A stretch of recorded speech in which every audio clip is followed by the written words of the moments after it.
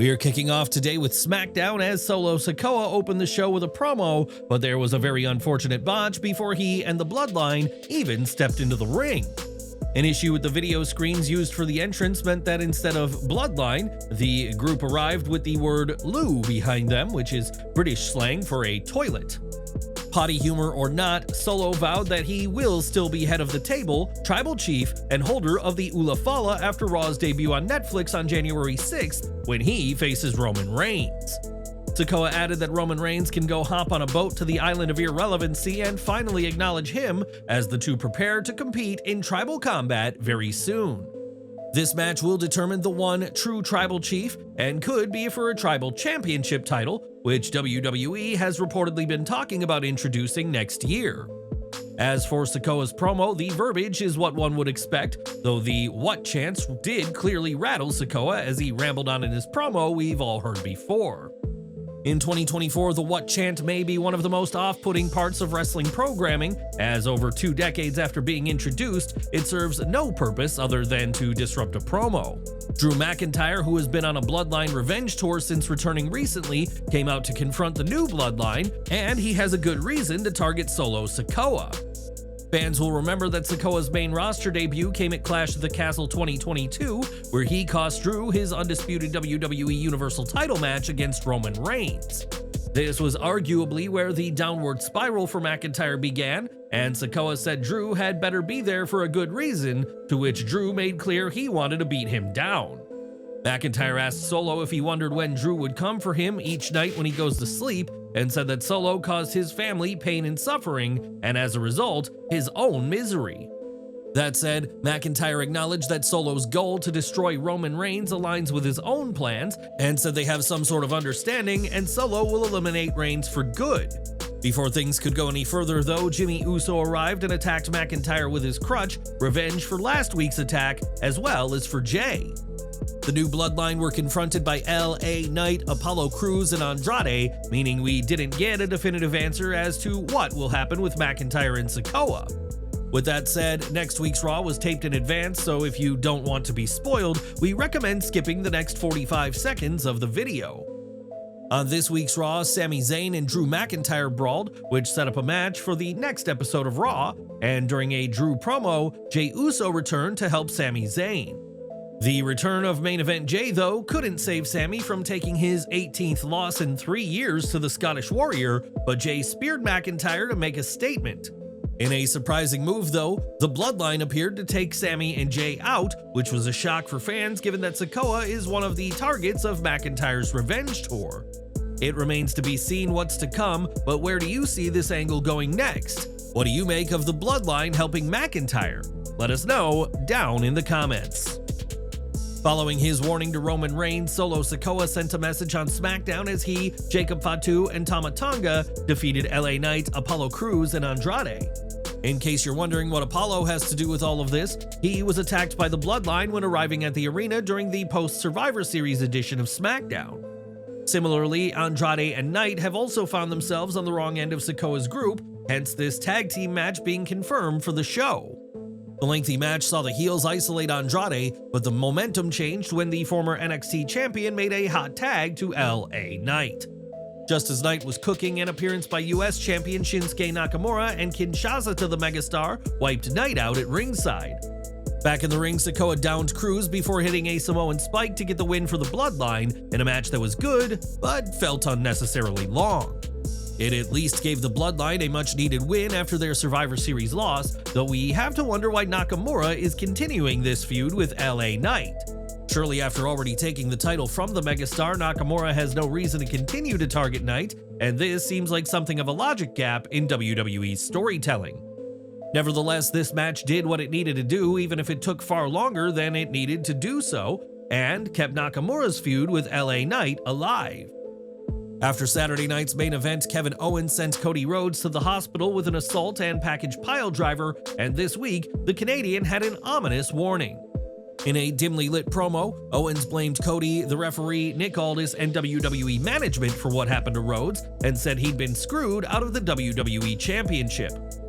Owens said his controversial loss to Cody was a tragedy and said he'd keep the Winged Eagle title until he gets what he deserves, and what happens next will be on everyone.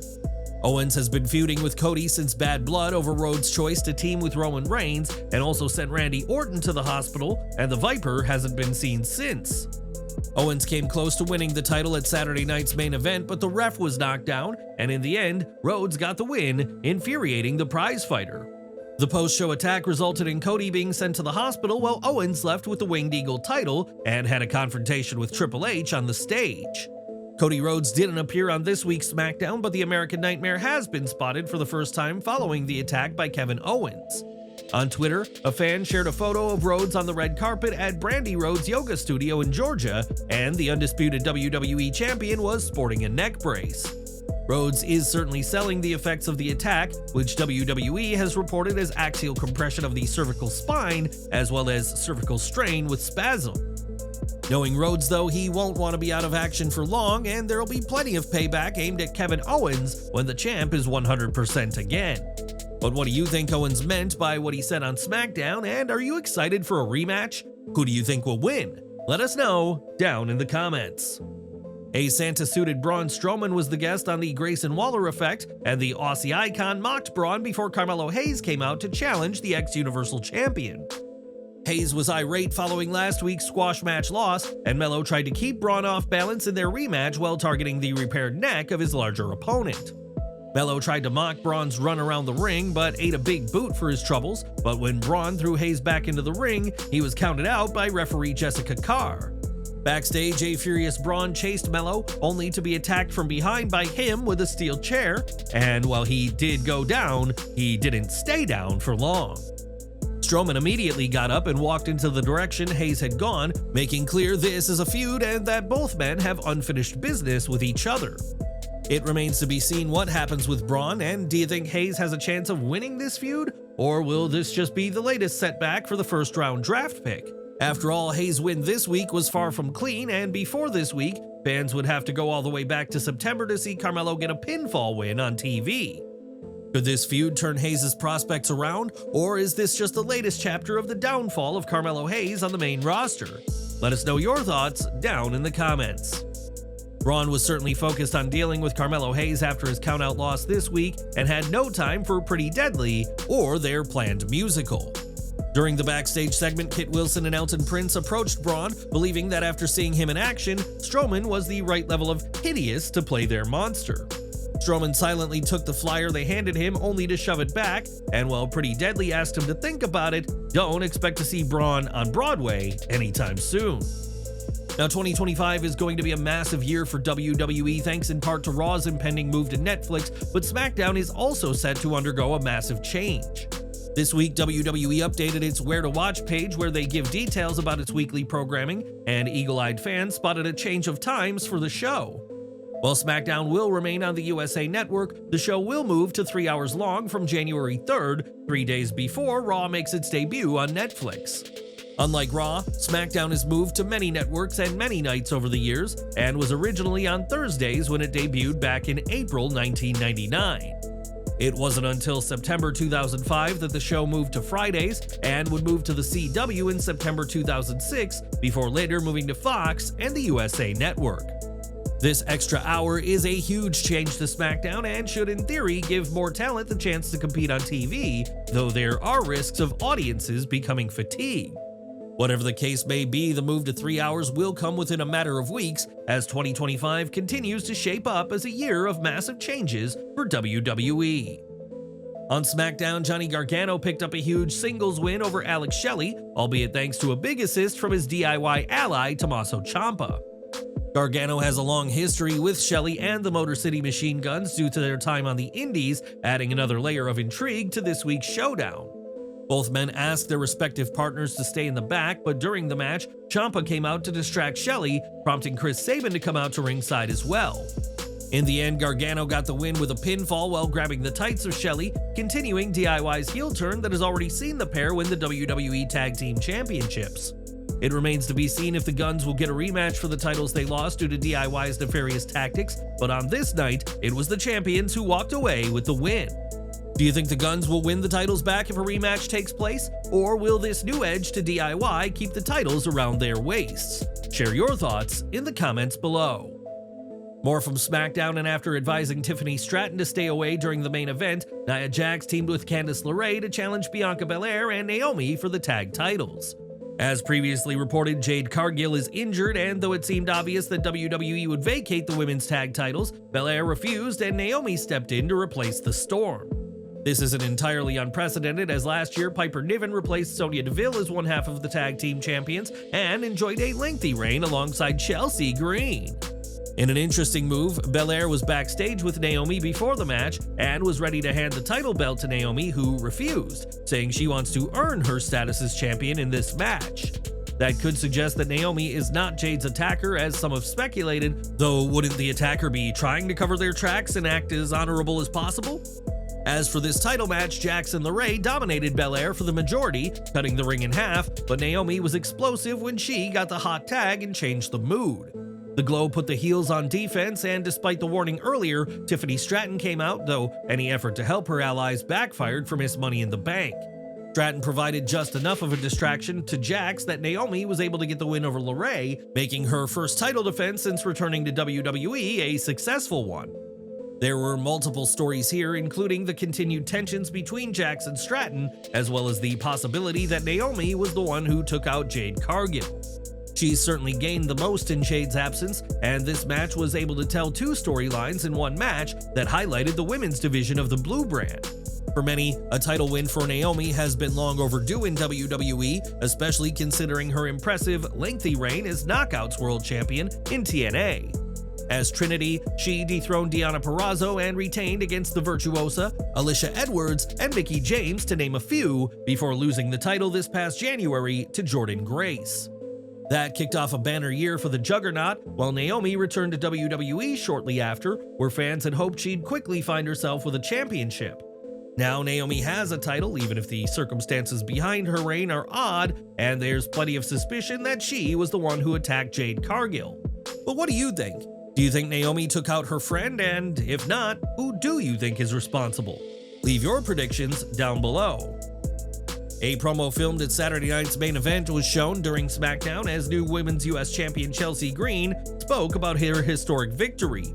Green spoke about her past, including her release from WWE in 2021, and declared that this was now her time, before giving Byron Saxton, who she called Brian, her chewing gum as a gift. Some may have seen this as a botch from Green, though knowing her comedy character, it's clear that calling Byron Brian was a deliberate choice by the Hot Mess.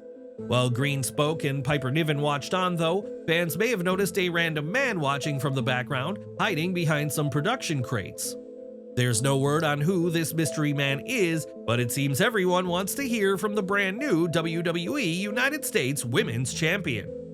And that was this week's SmackDown, and like a typical taped show, this highlighted ongoing stories but did little to advance them in any meaningful way.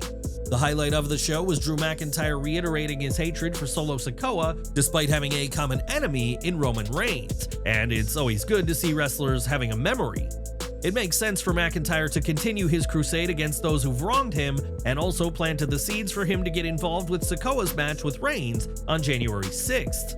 Outside of that, this was a status quo episode, and while there was solid enough action, not enough stood out, resulting in a mostly skippable show.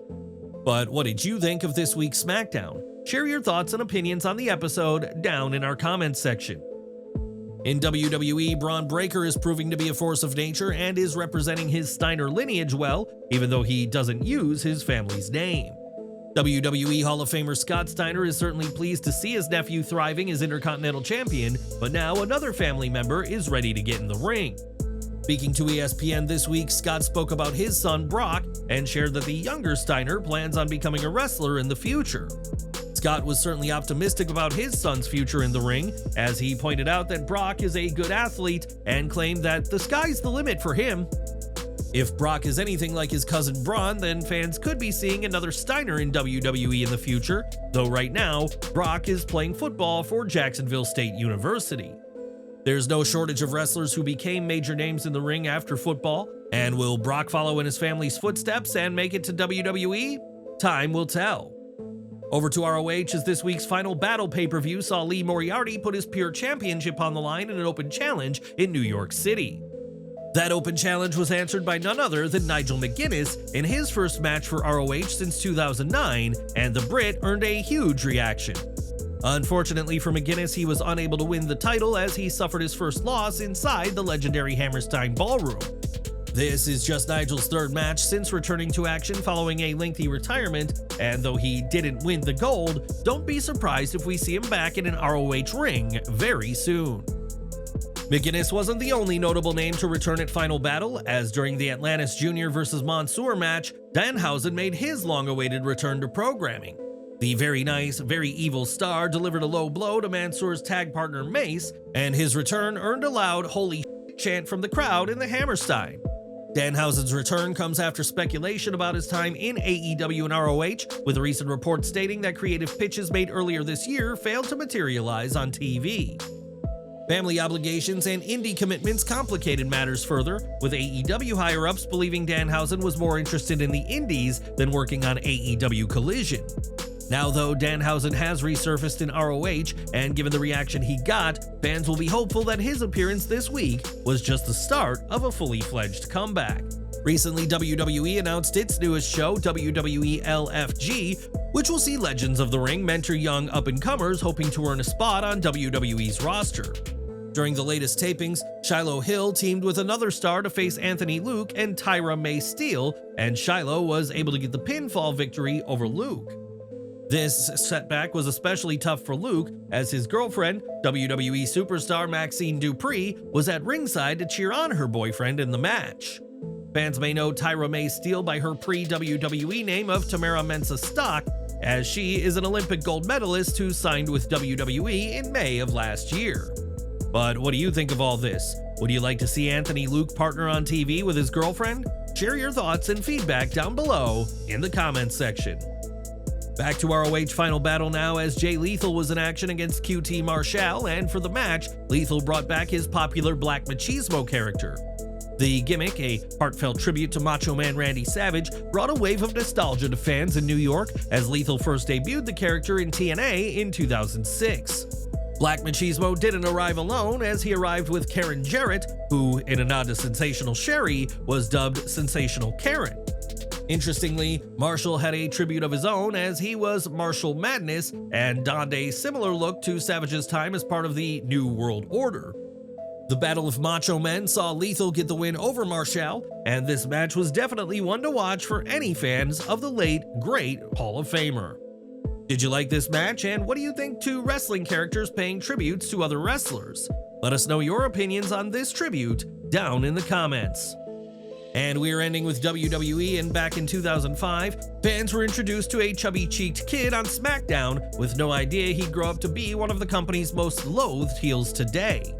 Long before he was betraying his father and his mommy, Dominik played a key role in the Rey Mysterio vs. Eddie Guerrero feud, which saw Rey win custody at that year's SummerSlam.